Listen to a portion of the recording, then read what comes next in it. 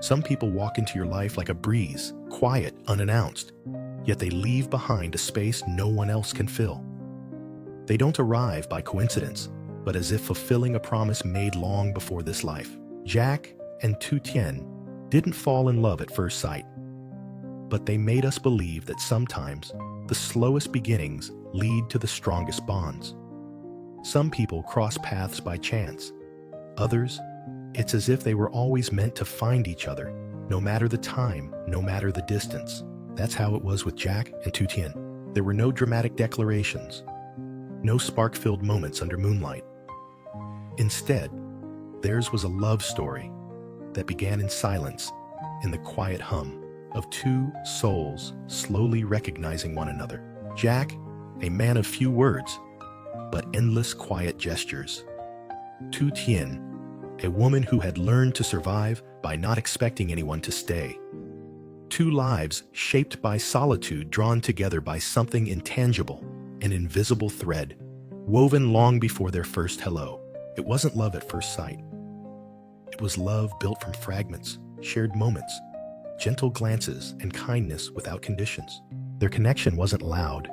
It was slow, subtle, sacred. In the way Jack picked up bags without being asked. In the way Tien paused as if unfamiliar with being genuinely cared for. This wasn't romance out of a movie. It was something far more real. And maybe this wasn't a beginning at all. Maybe it was a reunion, two hearts finally finding their way back. Real love doesn't always arrive with grand gestures or fiery passion. Sometimes it shows up quietly folded into daily routines, hidden in the soft rhythm of ordinary life. That's the kind of love Jack and Tien built. They didn't need sweeping romance.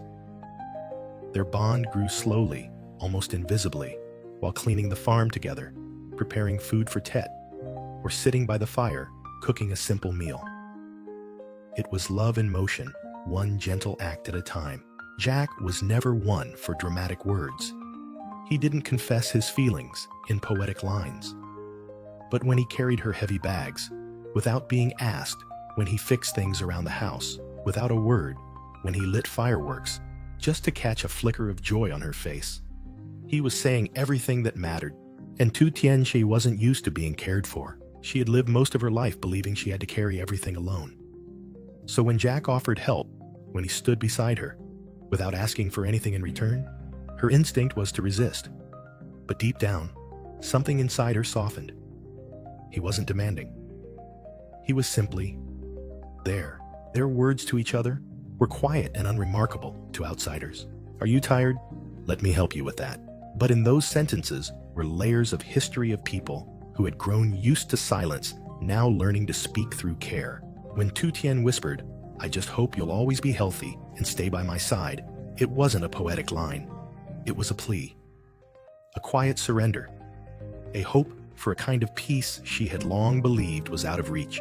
And Jack, he didn't say much in return, but every action afterward was a silent vow. I'm not going anywhere. Their love wasn't fast or loud. It was the kind of love that steadies you, that walks beside you, that teaches you trust when you had almost forgotten how. Love, as tender as it may be, doesn't exist in a vacuum. It lives, sometimes struggles, beneath the weight of real-world obligations. And for Jack, that weight had a name power. He wasn't just Tien's quiet companion. He was a leader, a boss. Behind his calm demeanor were board meetings, decisions that could change lives, and the crushing pressure of responsibility. His days were carved up by expectations, his nights by silent guilt of choosing work over the woman he longed to be with. There were moments when Jack had to disappear into his role, into the politics, the planning, the endless problem-solving. But even then, his thoughts drifted to Tien, to the meals they didn't share, to the moments he missed, when he said, "This year, I want to spend all my time at the end of the year with you." It wasn't just a casual promise. It was rebellion. It was Jack choosing love over legacy, even if only for a moment. And Tien, she didn't come from his world of influence. She had no say in corporate affairs. Yet she became his emotional anchor, his only constant in a life of shifting loyalties and masked intentions. She reminded him of life beyond ambition, that happiness wasn't always in rising to the top, but in sitting across from someone who saw you without the titles. But power never lets go quietly. Enter Tone, not just a rival in love, but a symbol of everything Jack had to fight against. Tone didn't love Tien. He wanted to possess her, as if affection were another asset to control. His threats weren't loud, but they were real. "I won't allow you to approach my lover." That wasn't just jealousy, it was ownership. Jack didn't respond with fists. He responded with something rarer restraint. Because real strength isn't in dominating, it's in protecting, even when it means holding back. In the growing tension between love and power, Jack stood at the edge of two worlds, one that demanded sacrifice and one that offered sanctuary. And every choice he made was a balancing act between who he was expected to be and who he was deep down. When Tien looked at him not as a boss, but simply as Jack. Love is rarely challenged by distance alone. Sometimes the real threat comes in the form of someone who believes they're entitled to it. Tone wasn't just a man in the background. He was the third shadow in a love that was already trying to survive against the odds. He didn't fight for Tien's heart. He claimed it as if she were an object he could keep. To him, affection was a transaction, a means of control. "I won't allow you to approach my lover," he once warned Jack, not out of love, but out of ownership. That sentence alone was enough to draw the line. It wasn't just a love triangle. It was a collision of two ideologies, Jack who gave Tien freedom, even when it scared him. Tone, who tried to cage her, even in the name of care. But Tien was never a woman to be controlled. She had tasted loneliness, yes, but it made her crave sincerity, not submission. Tone's attention didn't flatter her, it suffocated her. She saw the manipulation behind his concern, the ambition behind his affection. And so she chose Jack, not because he was flawless, but because he let her be. Because in a world full of people trying to mold her into something convenient, Jack stood beside her without trying to fix her. Her rejection of Tone wasn't just a romantic decision, it was an act of rebellion. It was Tien reclaiming her agency, standing against the idea that love must be earned by obedience or fear. In doing so, she didn't just protect her heart, she reclaimed her power. Because real love doesn't require submission, it thrives on freedom. And Tien, she had finally chosen to be loved on her own terms. Even in love, there are shadows that never quite disappear. They linger in half-finished conversations, in dreams that feel too real, in questions we're too afraid to ask. For Tien, that shadow had a name. Her past. She didn't know where she came from.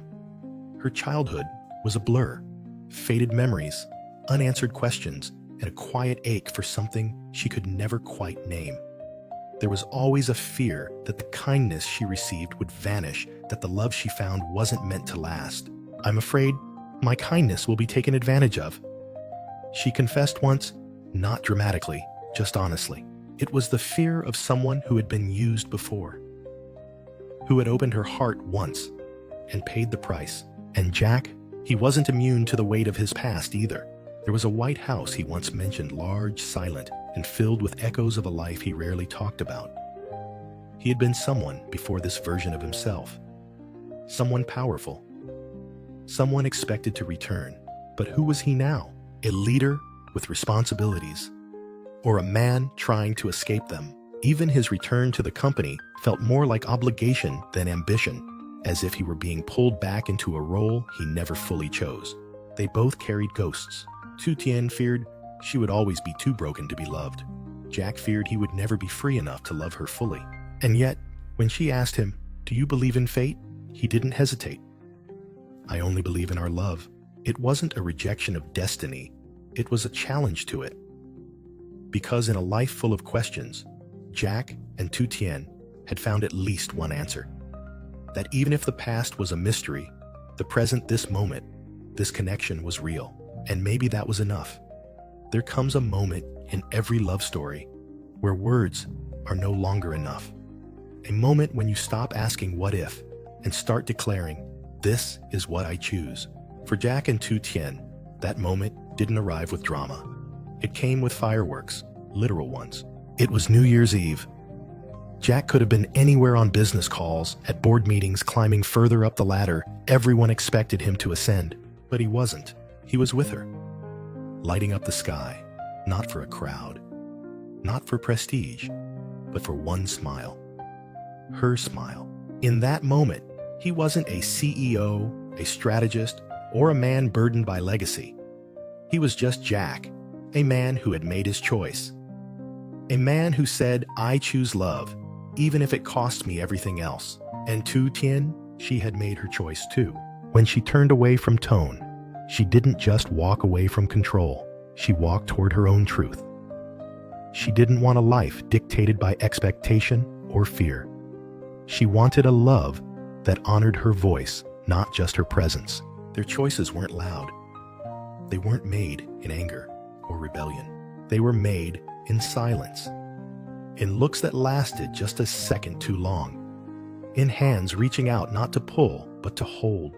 They were two people standing against the current of their own destinies, not with arrogance, but with courage, because love isn't always something you fall into. Sometimes it's something you fight for. And when Jack lit those fireworks and Tien stood beside him, neither said a word. They didn't need to. Their love was no longer a question. It was the answer. Not every story ends with clarity. Some stories leave you wondering what comes next. But even then, the right stories leave you with something more powerful than answers hope. Jack and Tien's future isn't guaranteed. They still carry the same doubts, the same shadows. The world around them is still loud, chaotic, demanding. But in the middle of it all, they've built something quiet, something real. "I just need you by my side," she said, not as a request, but as a declaration. And Jack's reply, "I'll never leave you." It wasn't dramatic. It wasn't poetic, but it was enough, because that's what real love sounds like when it's been tested, when it's been torn and stitched back together. It's not grand gestures. It's promises whispered in the dark, held together by quiet conviction. Tien had feared that happiness was too fragile, that if she let herself believe in it, it would vanish. Jack had feared that his life would never be his own, that duty would always drown out desire. But together, they created space for something neither of them had before choice. In a world that insisted fate was everything, they chose each other, again and again. And perhaps that's the final truth of this story. Fate might set the stage, but love writes the ending. Not with certainty, but with faith. Not with perfection, but with persistence. And even if tomorrow is unclear, tonight this moment is theirs. Jack and Tien don't promise forever. They promise now. And sometimes that's the bravest promise of all.